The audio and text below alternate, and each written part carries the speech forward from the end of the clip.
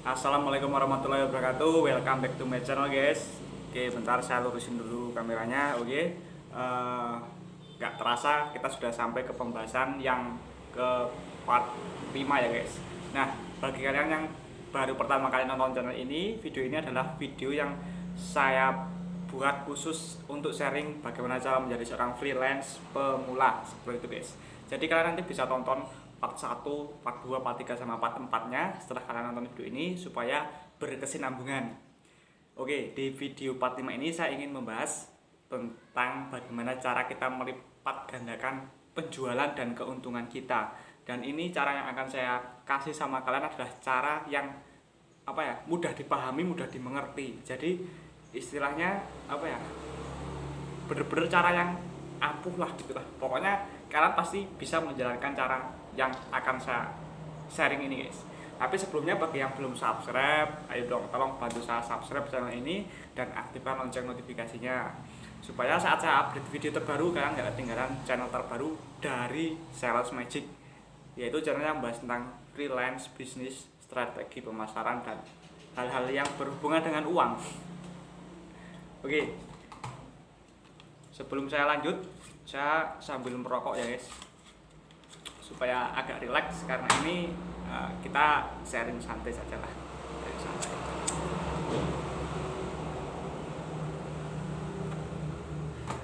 Nah, jadi cara yang pertama supaya penjualan kita meningkat dan keuntungan kita meningkat itu adalah cara pertama adalah kita memperbanyak NUU.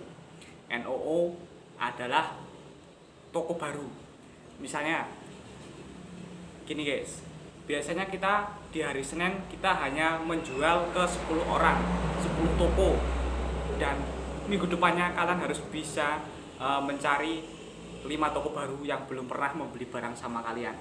Nah, kalian perbanyak NO itu, guys, kalian perbanyak. Nah, nanti dengan toko baru yang bermunculan sehingga distribusi barang kalian itu lebih luas. Itu kalian harus memperbanyak NO dan kalian juga harus memperbanyak NOP. NOP adalah toko yang melakukan pembelian item baru. Misalnya biasanya toko itu hanya membeli jarum super 1 slop sama saya, untung saya cuma 2000. Dan kunjungan berikutnya saya menawarkan item produk yang saya bawa yang lainnya. Dia membeli juga rokok jarum 76, untung saya juga 2000 per slop. Jadi saya udah dapat untung 4000 dari satu warung, misalnya seperti itu. Nah, kita perbanyak NOP, kita tawarkan barang-barang kita yang lain, kita membawa barang lebih banyak untuk kita freelance-kan atau kita kanvaskan. Nah, itu juga akan meningkatkan penjualan dan meningkatkan keuntungan kita. NOO sudah, NOP sudah, sekarang kalian juga harus memperbanyak repeat order. Repeat order adalah toko yang melakukan pembelian ulang sama kita. Misalnya hari Senin toko A mengambil, Senin depan toko itu harus mengambil.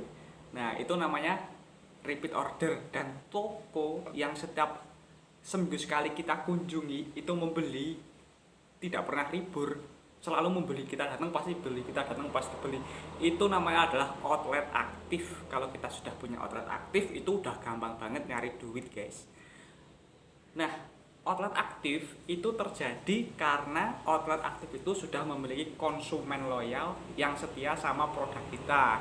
Misalnya saya freelance rokok baru nih, Bokormas misalnya. Nah, saya melakukan sampling, tester, pokoknya saya membangun konsumen di daerah warung situ. Nah, saya itu berarti menciptakan konsumen loyal untuk produk saya.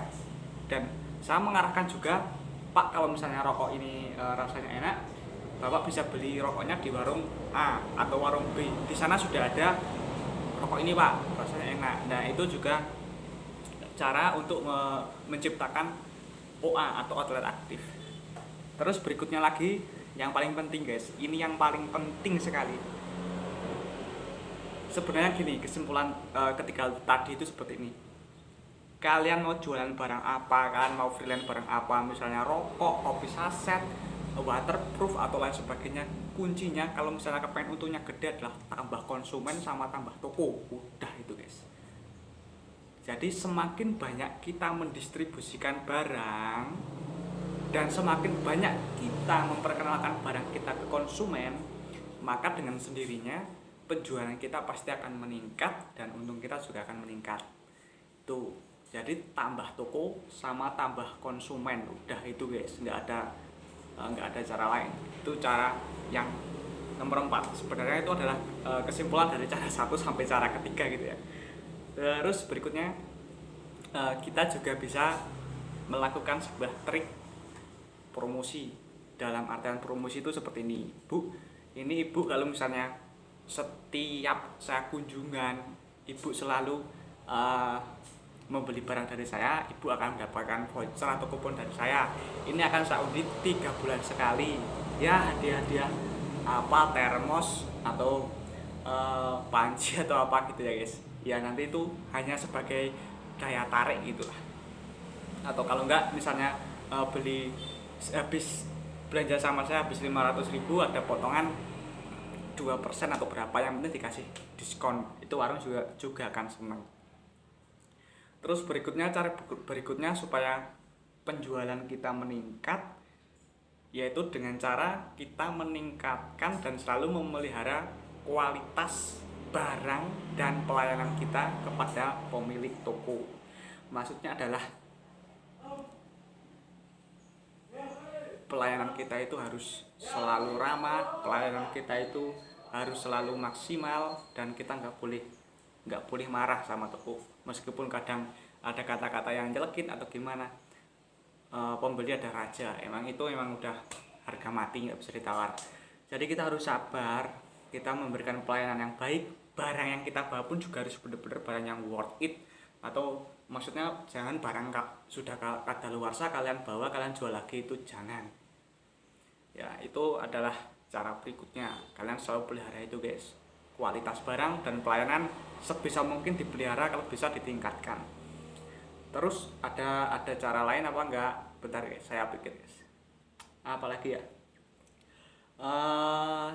Mungkin sepertinya cuma itu tadi ya guys, cara-caranya. Oh iya, ada satu cara lagi, yaitu kita mengantisipasi retur. Retur adalah proses pengembalian barang. Misalnya hari Senin kemarin toko A itu dia beli rokok korek 1 pak. Terus ternyata saya datang sebulan, saya datang, dia, Mas ini kok penjualnya susah Mas, saya retur dong Mas.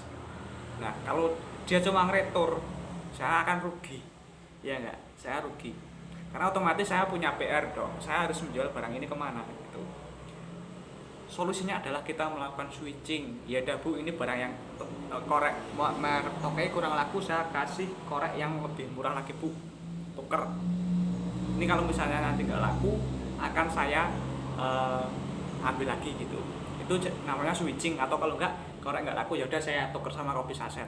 Jadi kita nggak rugi-rugi banget guys. Terus kalau nggak gini, ya udah Bu, ini saya ambil setengahnya dulu, yang setengah biar di sini, siapa tahu nanti ada orang yang membeli.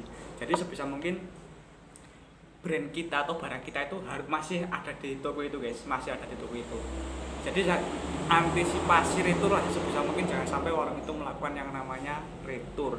Dan berikutnya yang terakhir, ini yang sering kali dilupakan oleh para freelance atau sales motoris resmi sekalipun, yaitu adalah pentingnya sebuah distribusi. Distribusi itu apa? What is the distribusi? Distribusi adalah pemerataan barang. Jadi misalnya di daerah saya Kabupaten Purworejo misalnya ada 16 kecamatan, dan semua warung di 16 kecamatan itu andaikan ini sekitar 1.800 warung guys. Nah sebisa mungkin 1.800 warung itu ada barang saya, sebisa mungkin, walaupun itu cuma korek 1 piece. Itu fungsinya distribusi. Semua warung ada. Nanti kan di pemetaan kelihatan, oh ternyata daerah sana yang potensinya barang saya laku itu daerah sana kurang sepi. Jadi itu petanya kebaca guys. Nah, itu pentingnya distribusi, pemerataan barang. Tujuan dari pemerataan barang adalah untuk menciptakan permintaan pasar. Seperti itu.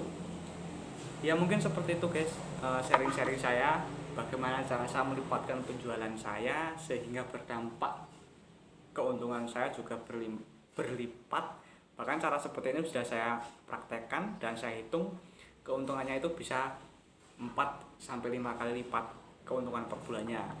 Ya misalnya ginilah, nggak usah mulu-mulu, misalnya sebulan bisa untung 300, bisa untung 3 juta lah.